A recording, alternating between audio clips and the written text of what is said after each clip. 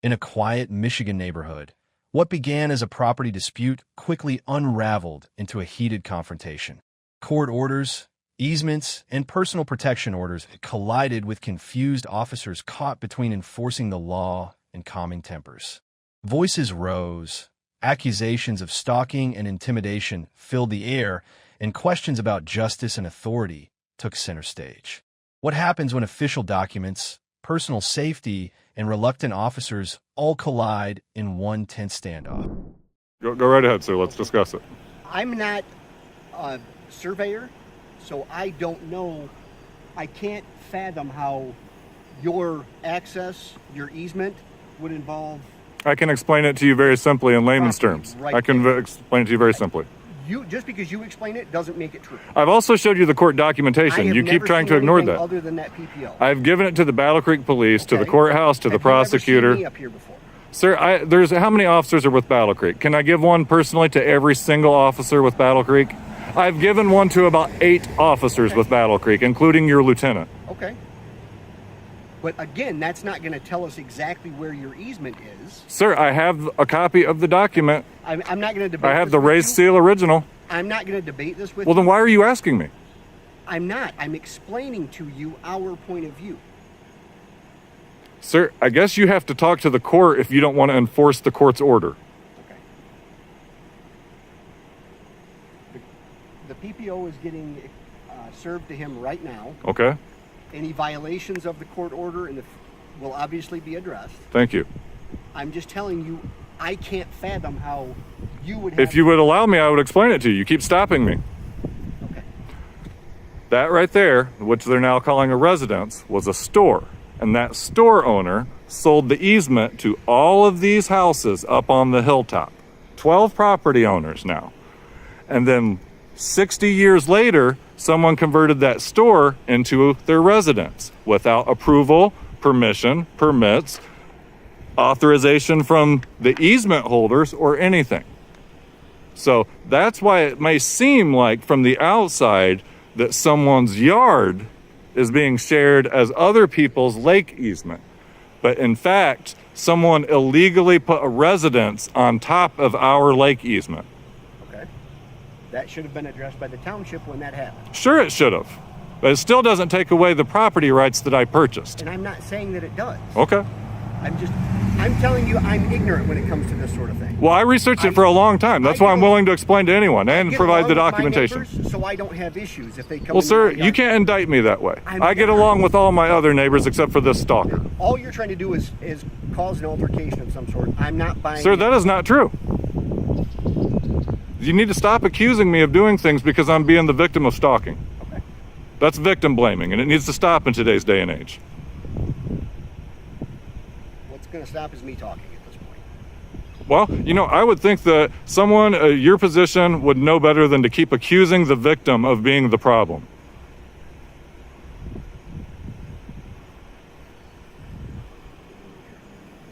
Yep.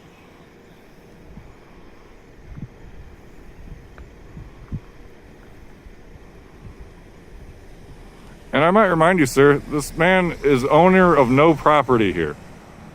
He's moved into 4 different ladies' houses in the neighborhood here and taken advantage.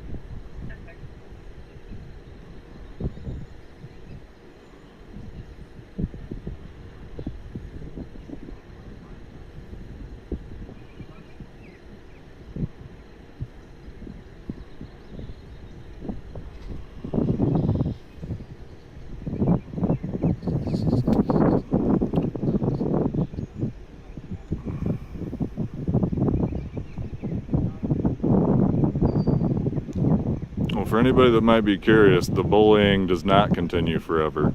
The stalking does not continue forever. This matter did finally come before a judge. A judge did sign a personal protection order to keep me safe from this stalker. He's not going to be allowed to terrorize the neighborhood anymore.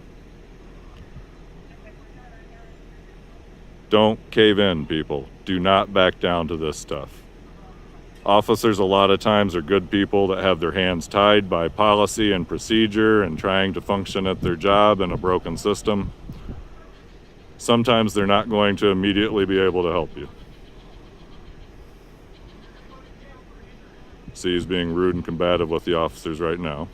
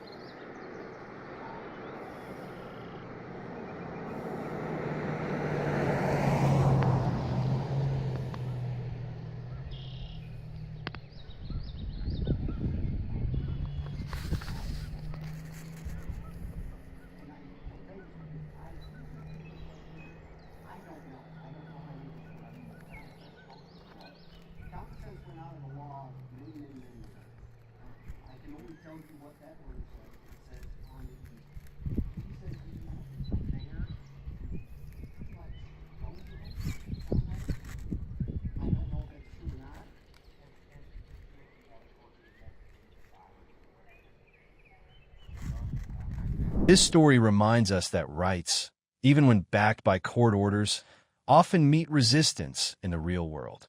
Officers may hesitate, neighbors may escalate, and emotions can cloud the truth. But the lesson here is clear. Know your rights, stand firm without aggression, and let the law, not intimidation, speak for you. In a system that isn't always perfect, resilience and calm clarity can be your strongest protection.